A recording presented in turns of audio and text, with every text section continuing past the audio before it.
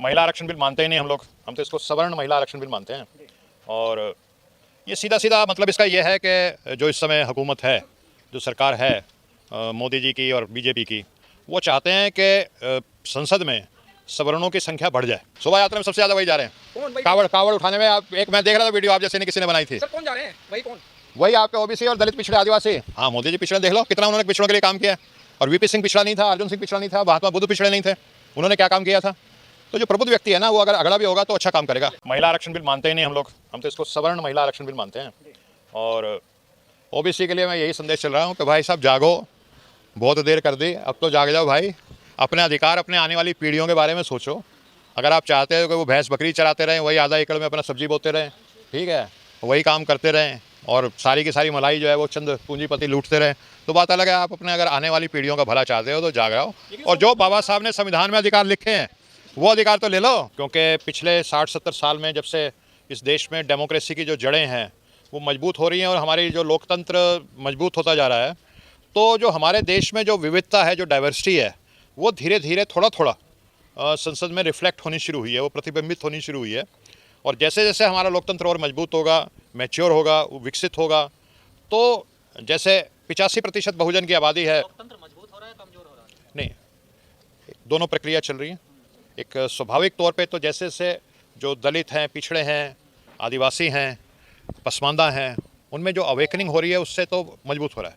लेकिन जो हुकूमत बैठी हुई है केंद्र में, वो इस लोकतंत्र की जड़ें काट देना चाहती है।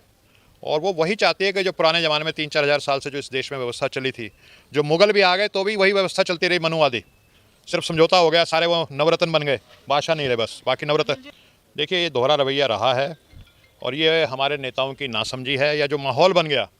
मैं विदाउट मिंसिंग माई वर्ड्स ये बात कहूँगा कि हमारे नेता को घबरा गए, उनको लगा उस समय कि अगर हम इस बिल का विरोध करेंगे तो कहीं महिला विरोधी ना कहलाई जाए। और वो इतनी जल्दबाजी में आ गया कि वो समझ ही नहीं पाए चीज़ों को। बाद में जब उनको एहसास हो रहा है कि वो क्या कर गए हैं, तो वो अपनी गलती को महसूस कर रहे हैं और वो कह रहे हैं कि नहीं, हम ओबीसी के लिए संघर्ष करते रहेंगे। क्योंकि अभी ये राष्ट्रपति से ही पास होगा, अभी पूरे देश की विधानसभाओं में भी जाएगा पास होने के लिए। तो वो कहते हैं नहीं, हम संघर्ष उसको करेंगे। जी, ये उनसे एक जिसको कहते हैं ना हिमालयन ब्लंडर, बहुत बड़ी चूक हुई है जिसको उन्होंने बाद में महसूस किया।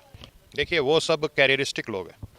जो वहाँ पे जो लोग बैठे हैं वो किसी पॉलिटिकल पार्टी के जब सदस्य बन गए, तो वो जिसको कहते हैं, एक पुरानी कहावत है, मुझे कहनी चाहिए नहीं कहनी चाहिए, कि भाई नया नया जो मुल्ला होता है वो ज़्यादा प्याज खाता है।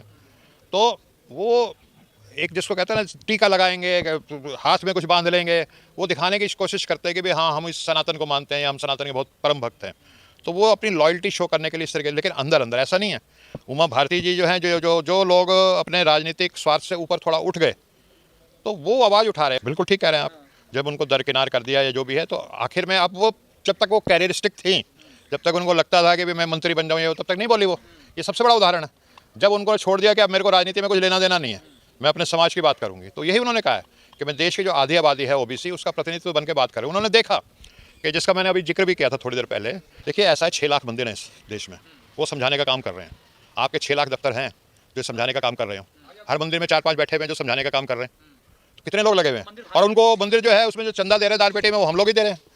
अब आप संघर्ष करते हैं, ये मुझे पता है कि ये जो काम आप कर रहे हैं, मैं इनको जानता हूँ, 6-7 साल से जानता हूँ, इनको जानता हूँ, कितनों को आप में से मैं जानता हूँ। आप जो संघर्ष कर रहे हैं, क्या आर्थिक स्थिति है और किन परिस्थितियों में कर रहे हैं, तो आप तो एक मिशन के रूप में कर रहे हैं ना। जो सही मायने में जो जाग गया, जिसको समझ में आ गई। वोल्टायर एक बहुत बड़े चिंतक हुए हैं। फ्रांस में कभी राजशाही होती थी और राजा रानी जो थे ना, वो लूटते थे, जनता भूखी रहती थी। तो एक बार जनता गई वहाँ पे, भूखी जनता रानी के पास वहाँ, तो जनता ने कहा कि हमें रोटी नहीं मिल रही। तो रानी को तो पता ही नहीं था कि ग्राउंड स्थिति क्या है। रानी बोली कि ऐसा है, तुम भी बड़े पागल हो, रोटी ही खानी है क्या तुम्हें? रोटी नहीं मिल रही तो आप केक खा लो, कोई ड्राई फ्रूट खा के पेट भर लो। तो लोगों को तब समझ में आ गया, फिर रानी का जनता ने कत्ल कर दिया। मैं एक सेकंड उसको पूरा कर दूं। तो जो चिंतक थे वोल्टायर, जो उस फ्रांसीसी क्रांति के जनक थे, जिसके बाद डेमोक्रेसी आई इस दुनिया में, वो कहते थे गुलाम को सिर्फ इतना बता दो कि वो गुलाम है। जिस दिन गुलाम को रियलाइजेशन हो जाएगा कि मैं गुलाम हूँ, तो वो खुद अपनी बेड़ियाँ तोड़ लेगा। एक हमारे बहुत पुराने साथी होते थे, वो दलित वॉइस करके एक मैगजीन निकालते थे, वीटी राजशेखर, साउथ के थे। तो वो एक शब्द कहा करते थे, स्लेव इंजॉइंग स्लेवरी। जो गुलाम है वो गुलामी में इतने खुश हैं कि उसको एंजॉय कर रहे हैं, उसको सेलिब्रेट कर रहे हैं। वही स्थिति आज भी। एक कैटेगरी तो ये है जिनको कुछ पता ही नहीं, जो बुद्धू हैं, अकल ही नहीं है जिनमें, जिनमें समझ नहीं है, जिसमें जागृति नहीं है। और जिनमें जागृति है वो अपने समाज का नहीं देख रहे। जब अंग्रेजों का राज चल रहा था इस देश में, तो भी तो बहुत सारे लोग थे जो अंग्रेजों का समर्थन करते थे अपने व्यक्तिगत स्वार्थ के लिए। तो अपने व्यक्तिगत स्वार्थ के लिए कर रहे हैं। कोई ये कहे रमेश विधूड़ी जो है ओबीसी के लिए काम कर रहा है, मैं नहीं मानता। सब अपने स्वार्थ के लिए काम कर रहे हैं, अपना घर भरने के लिए काम कर रहे हैं, कोई समाज के लिए नहीं कर रहा। ऐसा हमेशा इस तरह के लोग हमारे समाज में रहे हैं। तभी तो कोई भी 2000 घोड़ों पे चढ़ के आता था और ये करोड़ों लोगों के ऊपर राज कर लेता था। इससे बड़ा उदाहरण क्या हो सकता है कि उनमें अवेकनिंग नहीं थी, जागृति नहीं थी, कि उनको कुछ मिल रहा है वही उसका विरोध कर रहे हैं। ये तो हो ना, जिस डाल पे बैठे उसी डाल को आप काट रहे हो, अपने पाँव पे कुल्हाड़ी मार रहे हो। इससे बड़ा उदाहरण क्या हो सकता है? देखिए, ऐसा है 6 लाख मंदिर हैं इस देश में, वो समझाने का काम कर रहे हैं। आपके 6 लाख दफ्तर हैं जो समझाने का काम कर रहे हो। हर मंदिर में 4-5 बैठे हुए हैं जो समझाने का काम कर रहे हैं। तो कितने लोग लगे हुए हैं? और उनको मंदिर जो है उसमें जो चंदा दे रहे हैं दाल पेटी में, वो हम लोग ही दे रहे हैं। अब आप संघर्ष करते हैं, ये मुझे पता है कि ये जो काम आप कर रहे हैं, मैं इनको देखिए, बड़ा मुंह आपको इसलिए नज़र आ रहा कि ये आंदोलन की अभी शुरुआत हुई है।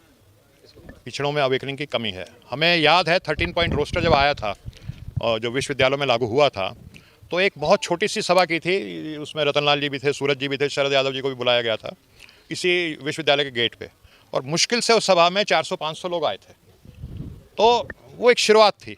और उसके बाद 1 साल के अंदर अंदर 6 मार्च 2019 को भारत बंद का एक अनुरोध किया गया सबसे, और वो काफ़ी हद तक सफल रहा था उत्तर प्रदेश और बिहार में, और कई पॉलिटिकल पार्टीज़ का उसको समर्थन मिला था।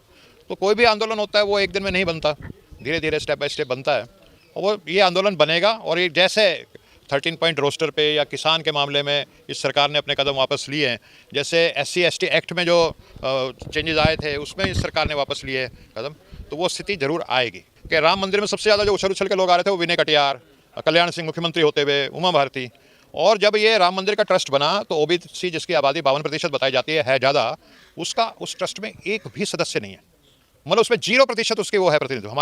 हम पुराने ज़माने में जो रामविलास पासवान जी थे, हम उनके साथ काम किए हैं, वो एक बात को कहते थे अक्सर, वो कहते थे OBC है, दलित है, पिछड़ा है, वो जिस तरीके ये जो मेन स्ट्रीम पार्टियाँ जिनको कहा जाता है, चाहे उसमें BJP हो, कांग्रेस हो, उसमें उनका जो भूमिका रहती है वो बैंड वाला जैसे होता है, बाजे वाला, उस तरह की भूमिका रहती है कि जो बारात चल रही होती है तो वो सबसे अच्छी यूनिफॉर्म पहने, सबसे अच्छी ड्रेस पहने और पीतल का बाजा लिए चलते हैं और सब उनके आगे नाच रहे होते हैं। लेकिन बारात जैसे ही दुल्हन के दरवाजे पे पहुंचती है तो बाजे वालों को कहा जाता है, भाई कृपा करके अब आप बाहर रहिए, दावत अंदर हम खाएंगे। तो जब तक सत्ता में नहीं आते तब तक तो सब चीज़ है। राम मंदिर का जब ट्रस्ट बनता है तो पिछड़ों को कहा जाता है कि अब आप बाहर रहिए, इसको हम ही चलाएंगे। बहुजन आंदोलन को मजबूत करने के लिए द अंबेडकर YouTube चैनल को सब्सक्राइब करें और वीडियो को ज्यादा से ज्यादा शेयर करें। धन्यवाद।